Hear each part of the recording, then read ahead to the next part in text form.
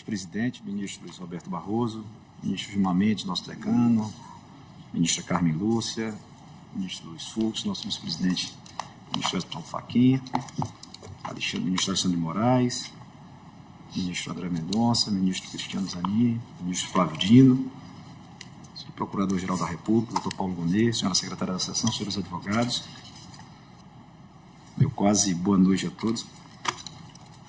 Senhor presidente, discute-se no presente recurso a constitucionalidade, à luz do artigo 5º, inciso 10 da Constituição Federal, do artigo 28 da Lei 11.343 de 2006, que considera crime a conduta consistente em adquirir, guardar, ter em depósito, transportar ou trazer consigo para consumo pessoal droga sem autorização ou em desacordo com determinação legal ou regulamentar. Ou seja, a questão jurídica posta nos autos reside naquilo que se convencionou de chamar, abro aspas, descriminalização do porte de drogas para consumo próprio, as fecha. O argumento central do recorrente está em defender que a posse e uso de drogas em si constitui ato circunscrito apenas aos interesses privados do próprio usuário, de modo que a intervenção estatal, por meio da criação de um tipo penal, é excessiva e viola o direito à intimidade e à vida privada das pessoas.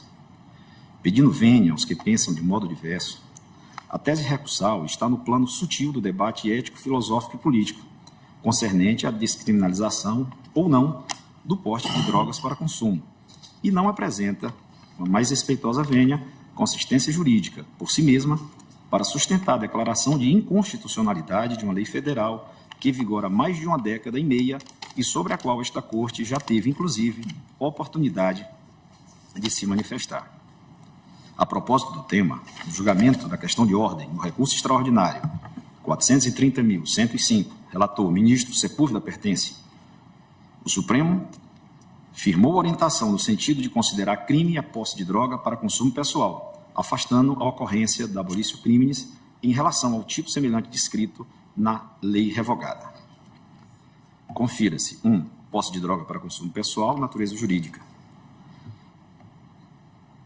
O artigo 1º, que se limita a estabelecer um critério que permite distinguir quando se está diante de um crime ou de uma contravenção, não obsta que a lei ordinária superveniente adote outros critérios gerais de distinção, ou estabeleça para determinado crime, como fez o artigo 28 da Lei 11.343 de 2006, pena diversa da privação ou restrição da liberdade, a qual constitui somente uma das opções constitucionais passíveis de adoção pela lei incriminadora. Não se pode, na interpretação da Lei 11.343 de 2006, partir de um pressuposto, desapreço do legislador pelo rigor técnico, o que teria levado inadvertidamente a incluir as infrações relativas ao usuário de drogas em um capítulo denominado dos crimes e das penas, só a ele referentes. Questão de ordem resolvida, no sentido que a Lei 11.343 de 2006 não implicou em abolício crimes. Digo eu, da leitura do precedente acima, conclui-se que no presente recurso postula-se uma reorientação radical da jurisprudência da Corte, sem que tenha havido, nesses pouco mais de 15 anos de vigência do julgado, uma alteração fática ou jurídica relevante que justifique tal revisão da matéria. Com efeito, as condutas descritas no artigo 28 da Lei 11.343 de 2006 ostentam natureza de crime, encontrando-se inseridas no capítulo da lei relativo aos crimes e às penas. As medidas sancionatórias somente podem ser aplicadas por magistrado com competência criminal e não por autoridade administrativa, observado o devido processo legal. Por se tratar de delito de menor potencial ofensivo, a persecução penal se desenvolve em procedimento específico no âmbito dos juizados especiais criminais, podendo o processo ser evitado por meio de realização de acordo com o Ministério Público. Convém ressaltar que o legislador nacional não se mostrou alheio à situação peculiar do usuário de droga, pois o diploma, ora impugnado, promoveu importante inovação no campo da política criminal brasileira, adotada em relação aos dependentes químicos, ao suprimir a pena privativa de liberdade do preceito secundário do tipo incriminador, ou seja, o legislador despenalizou as condutas previstas no artigo 28 da Lei 11.343 de 2006. A conduta de possuir entorpecente para uso pessoal e das demais previstas nos verbos nucleares do tipo penal passaram a ser punidas não somente com medidas diversas da privação da liberdade, tais como 1. advertência sobre o efeito das drogas. 2, prestação de serviços à comunidade. E 3, medida educativa de comparecimento ao programa ou curso educativo. Verifica-se assim que o legislador adotou política criminal voltada claramente para o desencarceramento diante do grave e atual problema da lotação dos presídios, além de conferir primazia aos aspectos preventivos, pedagógicos e informativos em torno dos malefícios das drogas para a saúde dos dependentes químicos, de modo a afastar ou minimizar a estigmatização dessas pessoas, prestigiando a atuação do Estado no campo da assistência e da reinserção social. É claro que se pode debater no plano legislativo a busca por soluções ainda mais brandas para a questão, isto é, um tratamento mais adequado a ser conferido à matéria, notadamente sob enfoque de todos os aspectos acima mencionados. Pode-se debater ainda no Poder Legislativo ambiente adequado para a definição da política criminal voltada à proteção da saúde pública, a busca de soluções mais eficientes para as condutas tipificadas no artigo 28 da Lei 11.343, havendo, inclusive, projetos de lei em tramitação no Parlamento com essa finalidade. A discussão sobre a descriminalização do porte de drogas para consumo próprio, até o presente momento, ainda não foi finalizada pela sociedade brasileira, havendo respeitáveis compreensões acerca do seu cabimento ou a manutenção do ilícito criminal. Desse modo, a decisão quanto a abolício crimes da previsão contida no artigo 28 da Lei 11.343 deve ser tratada, penso eu, pelo Poder Legislativo, em sua função típica, não se configurando excepcional hipótese de violação inequívoca de direitos fundamentais a autorizar a atuação desta Corte. Somente o Parlamento poderá realizar as alterações sistêmicas legislativas necessárias e correlatas no caso da opção pela descriminalização.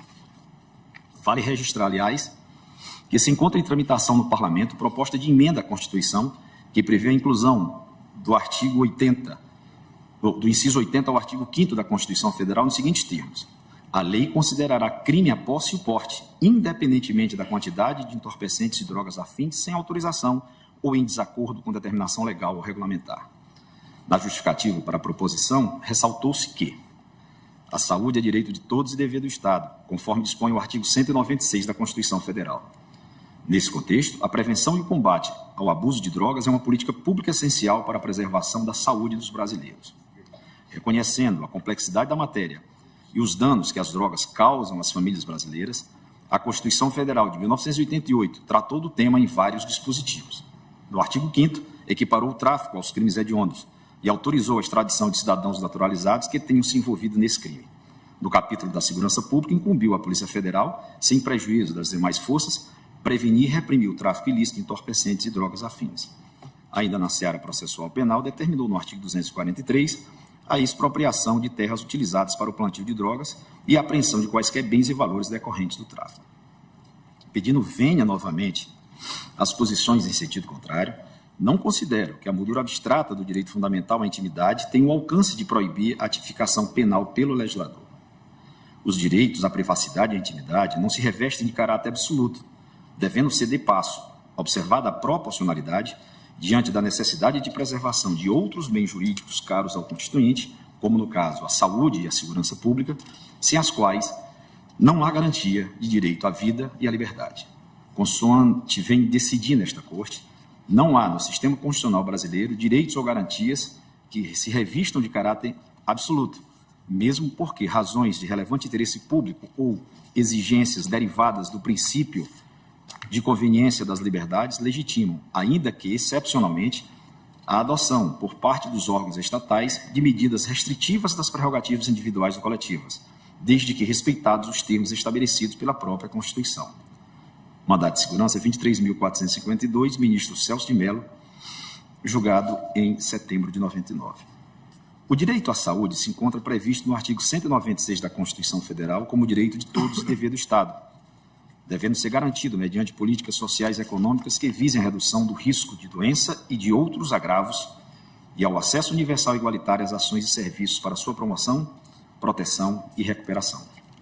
Nessa perspectiva, o modelo de política criminal adotado em nossa legislação, na parte concernente à tipificação prevista no artigo 28 da Lei 11.343, possui nítido escopo de redução dos danos à saúde dos usuários de substâncias entorpecentes, objetivando ainda ao tutelar à saúde pública, coibir o tráfico de drogas em todas as suas proporções. A tese de que a norma impugnada implicaria violação aos direitos, à intimidade e à liberdade do usuário de drogas parece se enfraquecer ainda mais, permissa venha, diante da realidade objetiva de que o uso de droga, isoladamente considerado, não constitui crime. O texto do artigo 28 tipifica, sim, como crime as condutas consistentes: adquirir, guardar, ter em depósito, transportar ou trazer consigo drogas para consumo pessoal. O objetivo do legislador foi claramente o de afastar o perigo e o dano decorrentes da circulação da droga no meio social, residindo precisamente nessa perspectiva a proteção ao bem jurídico da saúde pública. É legítima, portanto, sob esse enfoque, a opção política do legislador ordinário de criminalizar as condutas definidas pelos verbos nucleares do tipo penal do artigo 28, com os efeitos secundários da condenação daí advindos, e de definir pena diversa da privativa de liberdade para o crime, desde que respeitadas, como na espécie, certas regras previstas no texto constitucional, nos termos do julgamento plenário desta Corte já citado. Em adição, está longe de ser tranquilo o argumento, no sentido de que o uso de drogas não prejudica ninguém mais além do próprio usuário. A observação atenta da realidade revela que, embora o uso de entorpecentes implique realmente severos danos diretos ao próprio usuário, a verdade é que também os familiares do usuário e a sociedade em geral acabam sofrendo danos indiretos de não pequena extensão. Pesquisa realizada pelo Unifesp entre 2012 e 2013, por exemplo, revelou que mais da metade das famílias de viciados em drogas tem capacidade de trabalho afetada. Segundo o estudo, o dependente químico afeta as atividades diárias e o psicológico dos familiares. 58% das famílias com algum usuário de droga têm afetado a habilidade de trabalhar ou estudar. 29% das pessoas estão pessimistas quanto ao seu futuro imediato e 33% têm medo que seu parente beba ou se drogue até morrer, ou alegam já ter sofrido ameaças do familiar viciado. Também não é consistente com a experiência que a simples descriminalização traga benefícios imediatos para o indivíduo e para a sociedade. Pelo contrário, estudo elaborado pelo Ministério da Saúde aponta com fundamento em vasta literatura médica inúmeros efeitos danosos da maconha para a saúde dos usuários. Vejamos. Doenças mentais. Os transtornos por uso de maconha é responsável por uma proporção substancial de pessoas que procuram tratamento para transtornos por uso de drogas, devido à alta prevalência global de seu consumo, CONOR 2021. Ele afeta aproximadamente 10% dos 193 milhões de usuários de maconha em todo o mundo, e costuma ser complicado por comorbidades de saúde mental e outros transtornos por uso de substâncias psicoativas. A dependência de maconha está entre as dependências de drogas ilícitas mais comuns, mostrando que a cada 10 pessoas que usaram maconha na vida, uma se torna dependente em algum momento. Ribeiro, 2005, Ferguson e Hallwood, 2000. Segundo o último LENAD, quase 40% dos adultos e 10% dos adolescentes usuários de maconha são dependentes, sendo mais de 1% da população masculina brasileira dependente desta droga. Laranjeira, 2014. Estudos epidemiológicos fornecem evidências fortes o suficiente para garantir uma mensagem de saúde pública de que o uso da maconha aumenta o risco de transtornos psicóticos, o desenvolvimento de esquizofrenia e traços de personalidade esquizotípicos, quadros maníacos, não apenas em pacientes com diagnóstico de transtorno bipolar do humor, ansiedade, depressão e comportamento suicida. Menciono uma vasta literatura sobre isso. Além disso, o estudo longitudinal realizado com grande amostra populacional da Finlândia revelou que o uso de maconha na adolescência pode aumentar o risco de automutilação, independentemente da psicopatologia do usuário e do uso de outras substâncias. Alexander, 2021. O uso crônico de maconha também tem sido associado a uma série de deficiências cognitivas, como diminuição de atenção, memória e atividades responsáveis pelo planejamento e execução de tarefas. Keren, Auer e Gruber, 2012, Oliveira, 2020, levando a uma deteriorização desses domínios cognitivos e prejudicando a percepção da realidade e a tomada de decisões.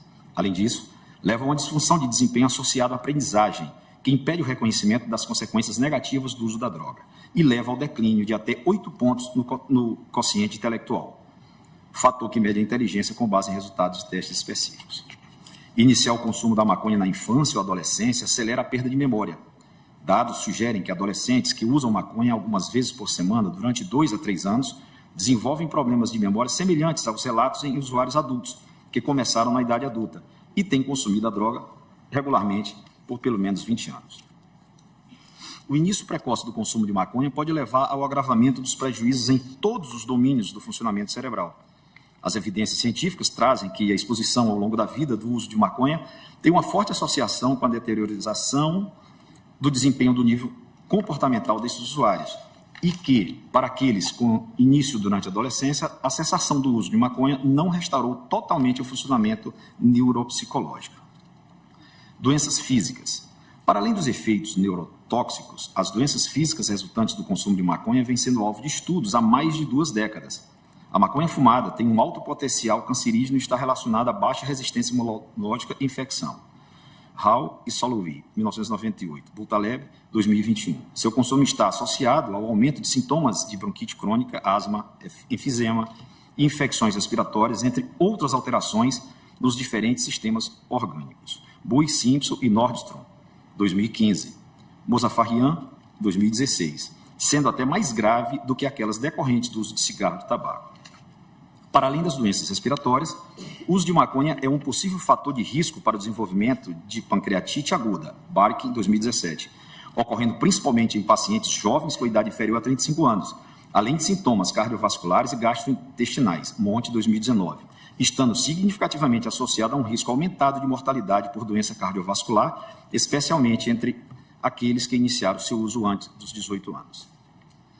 Recentes estudos que trazem novos dados sobre a associação do uso de maconha e desenvolvimento de doenças mostram que os componentes da maconha são capazes de induzir alterações no material genético, causando cânceres e doenças hereditárias. Hesse e Russo, 2021, inclusive em crianças. Mesmos autores, página 20 e 21.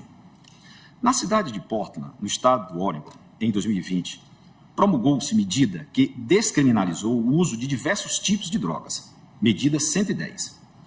Medida, sem dúvida, por excelentes intenções na tentativa de tratamento mais adequado a seus usuários. Contudo, pouco mais de 3 anos após, a medida caminha para ser revogada.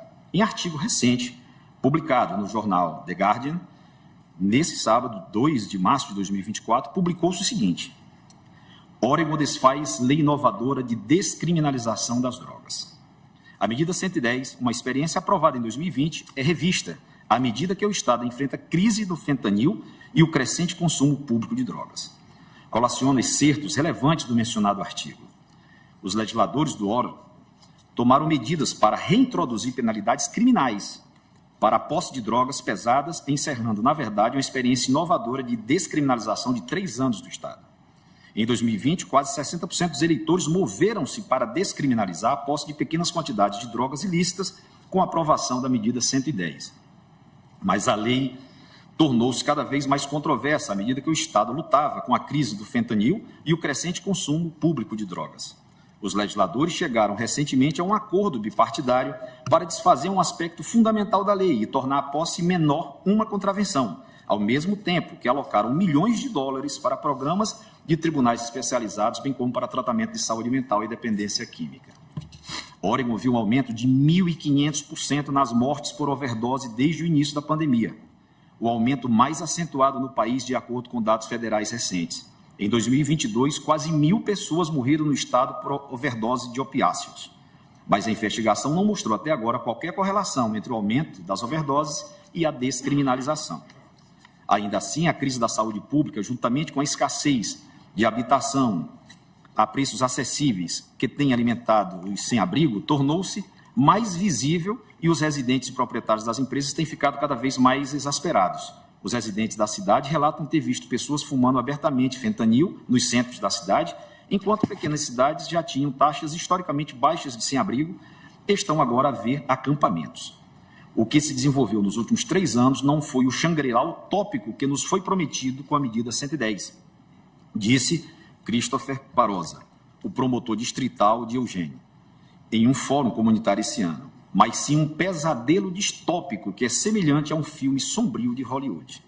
A aprovação ocorreu após semanas de debate tenso sobre as mudanças propostas para a medida 110 e a crise de dependência e o aumento das overdoses no Oregon.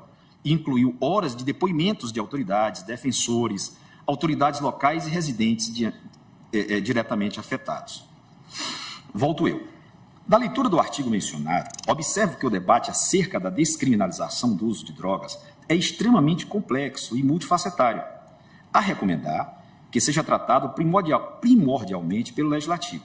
Além disso, Guardadas as devidas diferenças entre os países, tenho que há pontos similares e convergentes, os quais me permitem concluir que a matéria demanda profunda reflexão e debate, próprios, assim, à seara do Legislativo. E, sobretudo, que tenhamos bastante cautela. Assim, no Oregon, conquanto não se possa afirmar que haja efetiva relação de causalidade entre o aumento quase exponencial do número de mortes por overdose, além do aumento da criminalidade de pessoas drogadas, o contrário também não se confirmou. Ou seja, a descriminalização do uso da droga não resolveu em absoluto a crise de saúde pública. Prova disso é que o Oregon revogou sua inovadora medida 110 pouco mais de 3 anos após sua promulgação e caminha para retomar o aspecto sancionatório do uso de drogas. Cabe salientar, a propósito das experiências reveladas com a descriminalização, o caso de Portugal, que tem tomado as manchetes dos jornais nos últimos meses. Desde 2001, naquele país deixou de ser crime o porte de drogas para uso próprio. Acontece que as autoridades portuguesas, em especial as da cidade do Porto, estão preocupadas com o aumento do uso de entorpecentes, inclusive perto de escolas e em locais públicos. Rui Moreira, o presidente da Câmara do Porto, enfatizou a contradição da descriminalização do uso de drogas em face da proibição de outras práticas até menos nocivas. Disse ele: atualmente, é proibido fumar tabaco junto a uma escola ou um hospital. É proibido fazer publicidade a gelados e a doces com açúcar. E ainda assim é permitido às pessoas injetarem-se ali. Volto eu. Em artigo publicado no aclamado The Washington Post, em julho do ano passado, noticiou-se que Portugal busca rever sua política contra a descriminalização do uso de drogas. Ainda, fatos bastante relevantes merecem ser divulgados. A produção de cocaína está em níveis globais. Essa é a matéria. As apreensões de anfetaminas e metanfetaminas explodiram. A pandemia plurianual aprofundou os encargos pessoais e fomentou um aumento no uso. Só nos Estados Unidos, as mortes por overdose alimentadas por opiáceos e fentanil sintético mortal ultrapassaram 100 mil em 2021 e 2022, ou o dobro do que era em 2015. O acordo com os Institutos Nacionais de Saúde, 85% da população prisional dos Estados Unidos tem um transtorno por uso de substâncias ativas ou foi preso por um crime envolvendo drogas ou uso de drogas.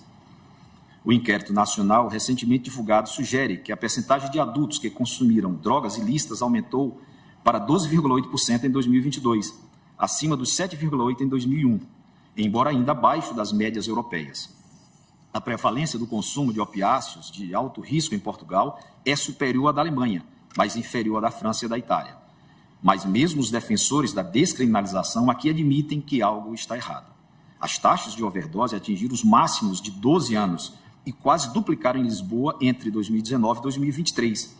Amostras de esgotos em Lisboa mostram que a detecção de cocaína e cetamina está agora entre as mais altas da Europa, com taxas elevadas nos fins de semana, sugerindo um consumo intenso em festas. No Porto, a recolha de detritos relacionados com drogas nas ruas da cidade aumentou 24% entre 2021 e 2022, com este ano a caminho de ultrapassar em muito o anterior. A criminalidade, incluindo roubos em espaços públicos, aumentou 14% entre 2021 e 2022, um aumento a que a polícia atribui, em parte, ao aumento do consumo de drogas. Alguns lugares foram os primeiros a adotar políticas liberais em matéria de drogas, agiram no sentido de restringir leis permissivas e recuaram em relação a mudanças mais radicais. Amsterdã, uma cidade há muito famosa por seus cafés com maconha, instituiu no mês passado uma nova proibição de fumar maconha em locais públicos. Na Noruega, um plano semelhante ao de Portugal para descriminalizar as drogas fracassou em 2021, e o país optou por uma abordagem mais fragmentada. Quando você recua pela primeira vez na fiscalização, não há muitas pessoas ultrapassando a linha que você removeu. E o público pensa que está funcionando muito bem, disse Kate Humphreys, antigo conselheiro sênior de política sobre drogas na administração Obama e professor de psiquiatria na Universidade de Stanford. Depois corre a notícia de que existe um mercado aberto, limite as penas e começa-se a atrair mais consumidores de drogas. Então você tem uma cultura de drogas mais estável e, francamente, isso não me parece tão bom. João Golão, chefe do Instituto Nacional de Portugal sobre o consumo de drogas e arquiteto da descriminalização, admitiu à imprensa local em dezembro que o que temos hoje já não serve de exemplo para ninguém. Em vez de culpar a política, contudo, ele culpa a falta de financiamento. Após anos de crise, Portugal descentralizou a sua operação de supervisão de drogas em 2012, uma queda no financiamento de 76 milhões de euros, para 16 milhões de euros, forçou a principal instituição de Portugal a externalizar o trabalho anteriormente realizado pelo Estado a grupos sem fins lucrativos, incluindo as equipes de rua que interagem com pessoas que usam drogas. O país está agora a avançar para a criação de um novo instituto destinado a revigorar os seus programas de prevenção de drogas. Em Nova York, os reflexos extremamente negativos do consumo de drogas em público mostraram-se também latentes. Segundo o periódico norte-americano The Washington Post, foram flagrados na Rua 43 Oeste viciados fumando cachimbos de crack, traficantes de drogas comercializando seus produtos ao alcance dos olhos dos policiais, pessoas caídas aos cantos nas calçadas e dezenas de migrantes sem rumo vagando pela região. Aponta ainda a matéria que William Branton, comissário de polícia de Nova York, disse que muitas pessoas estão preocupadas com o colapso da Times Square. A matéria Times Square tem a sua própria Cracolândia. Ora, tudo aponta no sentido de que o debate sobre essa questão não é, de maneira alguma, de cunho exclusivamente jurídico ou mesmo de controle de constitucionalidade, mas sim uma controvérsia atinente ao próprio desenho da política criminal em relação às drogas, matéria permeada por desacordos relevantes no seio da sociedade e por escolhas tipicamente políticas envolvidas. Outro ponto que me preocupa diz respeito aos reflexos internacionais da eventual mudança, por decisão judicial, da posição brasileira em relação às políticas antidrogas. A história da regulamentação das políticas antidrogas no campo internacional demonstra que o posicionamento de cada país não pode ser tomado de forma isolada, e o Brasil tem sido, ao longo do tempo, um importante ator no campo das relações internacionais que dizem respeito à política antidrogas. As convenções antidrogas da ONU, Organização das Nações Unidas, a Convenção Única de Narcóticos, de 1961, a Convenção de Drogas Psicotrópicas, de 1971, e a Convenção contra o Tráfico Ilegal de Narcóticos e Substâncias Psicotrópicas, de 1988, guiam as políticas antidrogas à força das convenções internacionais e, em alguma medida, subordinam as políticas nacionais referentes às drogas. Tais convenções se revestem de inequívoca força e autoridade, uma vez que foram ratificadas por 160 nações. Os acordos impõem limites sociais, culturais e mesmo morais ao comércio e consumo das substâncias psicoativas, definindo as linhas que distinguem o que é lícito e ilícito. No campo da macrocriminalidade no exterior, vale ressaltar a experiência do Chile. Segundo matéria publicada no jornal Gazeta do Povo, com o aumento do uso da maconha, o Chile passou a sediar a máfia chinesa na América Latina. A matéria aponta que, segundo informações da ONG Insight Crime, que investiga o crime organizado na América Latina, a gangue conhecida como Clã Bang fez fortes incursões para o país sul-americano, dos últimos anos, beneficiando-se do crescente comércio de maconha e dos estreitos laços comerciais com a China. Uma mudança da posição brasileira, com a devida vênia, tem que se dar por deliberação do Parlamento em articulação com o Poder Executivo. Ora, não há dúvida de que o tráfico de drogas, em suas variadas proporções, acaba sendo financiado pelos usuários finais. Assim, o legislador penal, atuando em espaço de conformação que lhe reservou o Constituinte para a tutela legítima da saúde e da segurança pública, adotou um modelo de política criminal em que conservou o caráter ilícito, de natureza penal, das condutas consistentes em adquirir, guardar e portar drogas para uso pessoal, conferindo-lhes, porém, tratamento ameno, ao prever, no preceito secundário, a aplicação de medidas de cunho preventivo, informativo e pedagógico voltadas para a redução dos danos à saúde dos dependentes químicos e ao tecido social. Acrescento que o delito em questão constitui crime de perigo abstrato, tendo o legislador estabelecido presunção, juris et jure, dos danos decorrentes de sua prática para a saúde pública, independentemente de prova em sentido contrário. Portanto, o reconhecimento da inconstitucionalidade da norma penal incriminadora, para além de caracterizar, no presente caso, interferência desproporcional, ao meu sentido, do Poder Judiciário na esfera da política criminal voltada para a tutela da saúde pública, constitui, inequivocamente, fato apto a potencializar a multiplicação do delito de tráfico de drogas.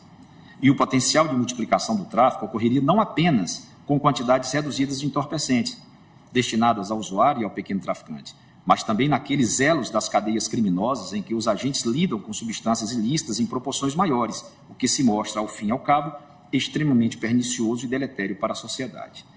Sabe-se que o princípio da proporcionalidade previsto no artigo 5º, inciso 54 da Constituição, se desdobra em 3 subprincípios. 1. Adequação, compatibilidade entre o fim pretendido pelo Estado e os meios por ele utilizados para atingir seus objetivos. 2. Necessidade.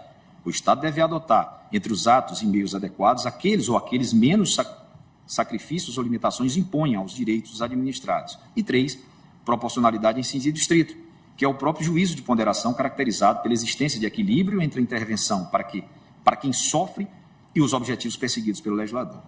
Cabe relembrar ainda que o princípio da proporcionalidade apresenta duas vertentes, a da proibição de excesso e a da proibição de proteção deficiente. Assim, se por um lado o princípio da proporcionalidade impõe ao Estado que não intervenha desnecessariamente na esfera dos direitos fundamentais, determina por outro que ele, Estado, proteja de forma eficiente certos bens jurídicos previstos na Constituição e na legislação infraconstitucional. Tendo como norte o postulado da proporcionalidade em sua vertente da proibição de proteção deficiente, penso que a política criminal adotada pela Lei 11.343, de 2006, no seu artigo 28, mostra-se adequada e compatível com a proteção do bem jurídico tutelado pela norma penal incriminadora.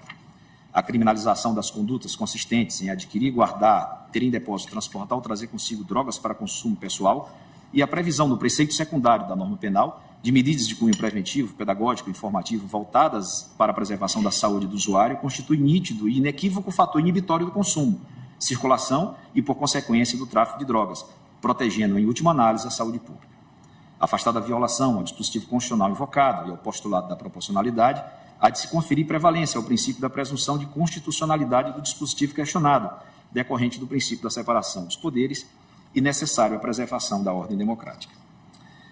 A reverência às opções políticas adotadas pelo legislador vem sendo prática do Supremo, a exemplo da orientação firmada nos seguintes precedentes: ADI 6.031, plenário, ministra Carmen Lúcia, 16 de abril de 2020, ADI 3.446, ministro Gilmar Mendes, publicado no Diário de 31 de julho de 2020. De fato, a judicialização da política criminal de tratamento do porte de drogas para consumo próprio, com a definição de contornos distintos daqueles traçados pelo legislador, resulta na supressão do próprio processo de debate político da questão na sociedade, por meio das casas legislativas, excluindo do jogo político os posicionamentos contrários à linha adotada pelo Poder Judiciário. O déficit democrático em situações como essa me parece inegável. A solução intermediária, que descriminaliza o porte de droga para consumo próprio, mas mantém as punições administrativas para o usuário instituídas pelo legislador, é contraditória com todas as vênias. Se o direito à intimidade impede que o legislador crie o tipo penal, pela mesma razão, ele obstaria também a tipificação da infração administrativa, pois não se poderia ver nenhuma ilicitude no exercício de um direito fundamental com a devida vênia dos que pensam de modo diverso. A única solução possível para manter-se coerente com essa ampla extensão do direito à intimidade seria considerar inteiramente lícita e, portanto, impunível a conduta de portar drogas para uso próprio, o que poderia induzir consequências imprevisíveis sobre o consumo de substâncias entorpecentes em locais públicos, especialmente em escolas e outros locais frequentados por crianças e adolescentes. Outra contradição lógica que se verifica em qualquer solução abolicionista para o consumo de drogas é que o tráfico, que alimenta aquele, continua sendo um crime equiparável aos hediondos, por força de regra constitucional expressa no artigo 5º, inciso 43. Vale dizer, vender a droga constitui ilícito criminal grave, mas comprar para uso próprio, não. Na prática, identificar e isolar essas condutas se torna quase impossível em certos contextos, até porque ambas se encontram situadas no âmago de uma mesma e única relação estabelecida entre vendedor-traficante e comprador-usuário. A descriminalização do elo final da cadeia do tráfico em relação ao usuário produz graves incertezas na aplicação das regras jurídicas, quer pela polícia, quer pelo próprio judiciário, que podem ser exploradas habilmente para livrar verdadeiros traficantes da persecução penal. Prática comum, inclusive, no cometimento do crime de tráfico é a de fracionar as quantidades de drogas em pequenas proporções, que supostamente caracterizariam a hipótese de aquisição para consumo, a fim de que o traficante seja tratado no campo penal como usuário de droga. De fato, a descriminalização do uso, diferentemente da legalização total da produção, comércio e consumo de drogas, leva sempre a uma disfuncionalidade e hibridismo no sistema jurídico, que se torna muito difícil de administrar na prática. Nos países em que se deu, em alguma medida, a própria legalização da produção, do comércio e do consumo de drogas, pelo menos a coerência sistêmica, pois o consumidor comprará um produto lícito. Em tais países, podem ser criadas cadeias de comércio e estruturas organizacionais pelo poder público para acompanhar todo o desenvolvimento da política pública de monitoramento do consumo de drogas. Em outras palavras, tudo se passa no campo da licitude. Já no sistema misto proposto pelos adeptos da descriminalização apenas do porte para consumo próprio, cria-se um modelo bifronte que, por um lado, deve policiar e punir a produção e o comércio das drogas, mas, por outro, deve admitir que a droga encontrada com o usuário se tornou lícita pelo simples fato de ser destinada para consumo próprio.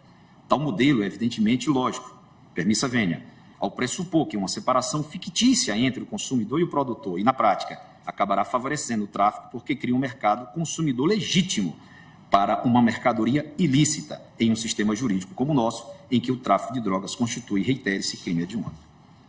Tentemos equacionar vantagens e desvantagens entre o modelo brasileiro, que ora prevalece nessa corte, com o da maioria dos países. Quando essa política pública foi pensada e executada em outros países, todos os elementos da cadeia foram considerados com o objetivo de obter um resultado positivo. O poder público cadastra, autoriza e fiscaliza quem produz a droga. Ele cadastra, autoriza e fiscaliza quem a transporta. Ele cadastra, autoriza e fiscaliza quem a comercializa. Ele cadastra, autoriza e fiscaliza quem a consome. Estabelece locais ou regiões para o consumo. Estabelece tributação em todas as fases produtivas da cadeia. Destina recursos arrecadados com a produção, transporte e comercialização para políticas públicas sociais e de saúde, especialmente no tratamento de viciados e no amparo aos familiares. Caso brasileiro. Quem vai produzir? Alguém ligado ao tráfico. Quem vai transportar? O traficante. Quem vai comercializar? O traficante. Quem vai consumir? Pessoas não cadastradas, pessoas não identificadas. Qual a arrecadação tributária sobre essa cadeia? Zero. E, por via de consequência, nenhum novo recurso advindo dessa mudança será aportado para políticas públicas de saúde com tratamento de viciados e amparo social destes e de seus familiares. Por fim, não vislumbro, permissa venia, a existência de uma relação da causa e efeito, demonstrada empiricamente, entre o aumento da proporção de presos por tráfico de droga, aí incluídas as prisões em flagrante, e a política de drogas introduzida pela Lei 11.343 de 2002. De fato, houve, de 2007 a 2013, um aumento na proporção de presos por tráfico de drogas, realidade que coincide com o período de vigência da Lei 11.343 de 2002, consoante demonstrado no judicioso voto proferido pelo ministro Alexandre de Moraes. Mas essa convergência não permite afirmar conclusivamente que tal aumento seja decorrente da política legislativa adotada. Como enfatiza os estatísticos, correlação não quer dizer causalidade. O aumento das prisões decorrentes da prática de crime de tráfico de drogas constitui, segundo penso, fenômeno complexo e multifatorial, ligado ao desenvolvimento da macrocriminalidade no plano internacional e no Brasil. Entre as causas do aumento da criminalidade nesse campo está, inclusive, o fato de o Brasil ter passado de país corredor do tráfico de maconha e cocaína entre a América do Sul e a Europa, passando pela África, para país consumidor, figurando, inclusive, entre os maiores consumidores de maconha do mundo e o segundo de cocaína, atrás somente dos Estados Unidos, consoante ressaltou o eminente ministro Alexandre de Moraes em seu voto. Essa realidade é a confirmação eloquente de que o aumento do consumo de drogas alimenta o tráfico e a descriminalização do porte de drogas incrementa o consumo. Por outro lado, a existência de uma denominada discricionariedade judicial na aplicação dos conceitos delineados na lei para identificação de uma conduta delituosa como tráfico ou como aquisição de droga para consumo pessoal é íncita à própria atividade judicante. Caberá ao judiciário verificar, diante das circunstâncias, peculiaridades, matizes do caso concreto, à luz das provas produzidas, se a conduta do agente se ajusta ao tipo penal do tráfico ou do porte para consumo próprio. Competência que vem sendo exercida com critério no plano infraconstitucional pelos magistrados de primeiro grau, pelas cortes estaduais e federais, bem como pelo Superior Tribunal de Justiça, na condição de intérprete maior da legislação infraconstitucional. O legislador prevê, inclusive, balizas para orientar a atividade de interpretação e aplicação do direito positivo, estabelecendo que, para determinar se a droga se destina a consumo pessoal, o juiz atenderá à natureza e à quantidade da substância apreendida, ao local e às condições em que se desenvolveu a ação, às circunstâncias sociais e pessoais, bem como à conduta e aos antecedentes do agente. Ora, a técnica consistente no uso de conceitos indeterminados, como natureza e quantidade de substância apreendida, circunstâncias sociais e pessoais, além de considerações atinentes ao local, à conduta do agente, aos antecedentes e às condições que se deu a ação, se encontra também no domínio da competência legislativa pré-ordenada a orientar os aplicadores da lei e aos casos concretos, não havendo inconstitucionalidade alguma na opção política adotada.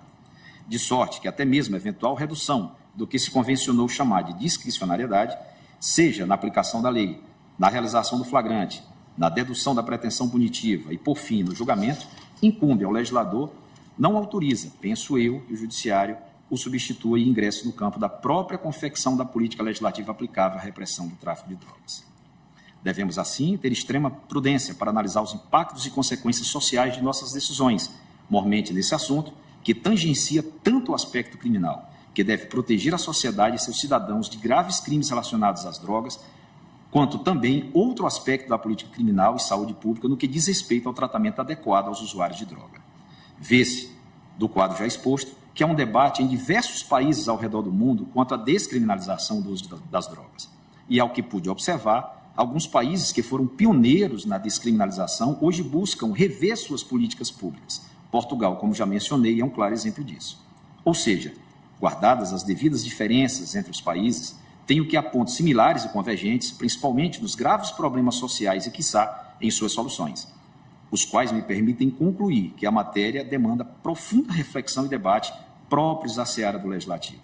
Em tal arena, o povo, por seus parlamentares, pode discutir as diversas razões, necessidades e consequências da descriminalização do uso de drogas, em respeito, aliás, ao princípio da separação dos poderes previsto na nossa Constituição.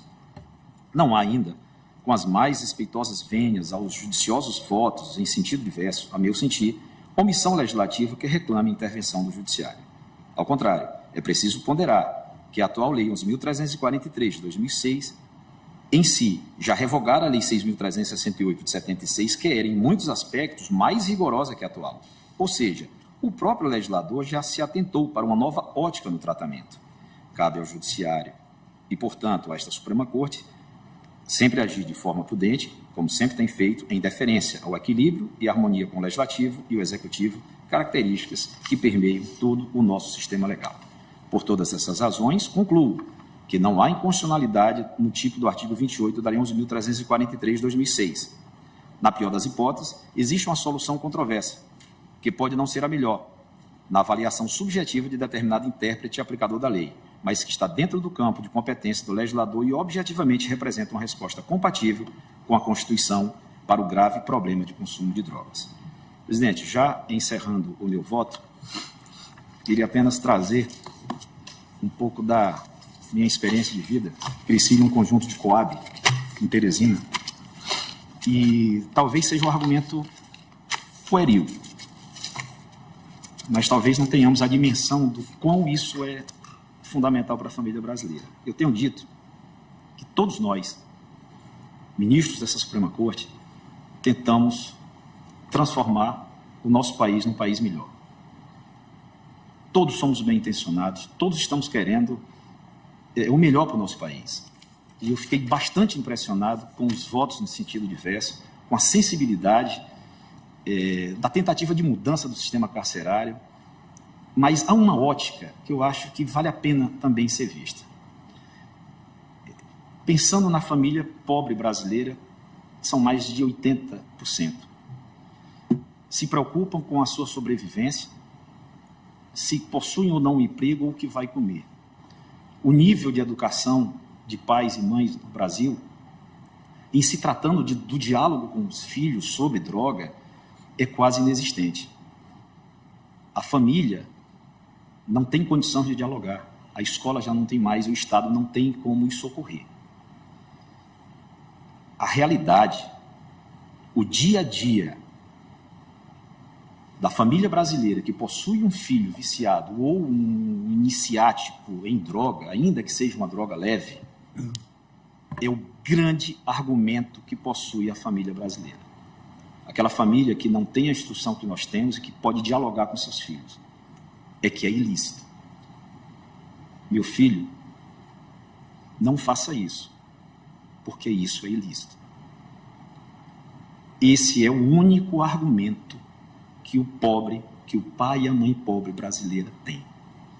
Então, eu sei que existem várias razões, e todas elas são boas. Eu sei que chegaremos a um bom termo, e espero que a gente consiga ajudar o nosso país.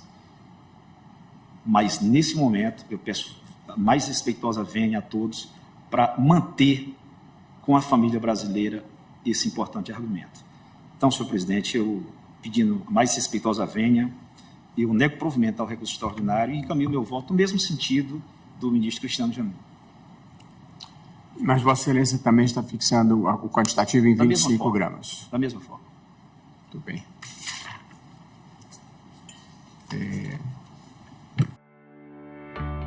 Poder Monitor. Acesse agora e ganhe 30 dias grátis.